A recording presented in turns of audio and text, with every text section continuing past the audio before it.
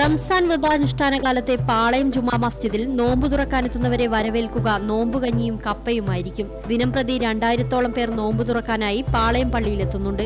തദ്ദേശീയരും യാത്രക്കാരുമായ നോമ്പുകാരെല്ലാം പാളയം പള്ളിയിലെ നോമ്പുകഞ്ഞിയുടെ രുചിയറിയുന്നു.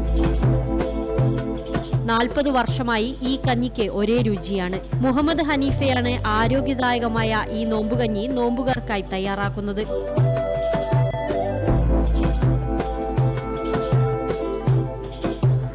തക്കാളി, പച്ചമുളക്, വലിയ പച്ചമുളക്, പിന്നെ മല്ലിയില, ഇതെല്ലാം തേങ്ങ, ഇതെല്ലാം കൂടി ആട്ടിച്ചേർക്കുകയാണ് ഈ ഐറ്റംസ് എല്ലാം. മറ്റേ ചതച്ച് വരുത്തല്ല, പച്ചമുളക് ഇതെല്ലാം ചതച്ചിടും. നോമ്പ് പിടിച്ചിരിക്കുന്ന ആൾക്ക് അതിൻ്റെ ക്ഷീണം മാറാനാണ് ഈ ഐറ്റംസ് എല്ലാം ചേർക്കുന്നത്.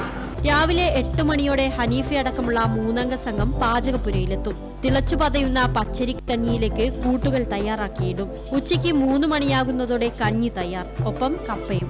നോമ്പ് തുറക്കേണ്ട സമയമാകുമ്പോഴേക്കും കഞ്ഞിയും കപ്പയും പ്ലേറ്റുകളിലായി നോമ്പുകാരന് മുന്നിലെത്തും. നോമ്പുകാലത്ത് തിരുവനന്തപുരം നഗരത്തിലെത്തുന്ന അന്യ നാട്ടുകാർക്ക് ഏറെ സഹായകമാകുന്നുണ്ട് പള്ളി കമ്മിറ്റി ഒരുക്കുന്ന നോമ്പുകഞ്ഞിയും കപ്പയും.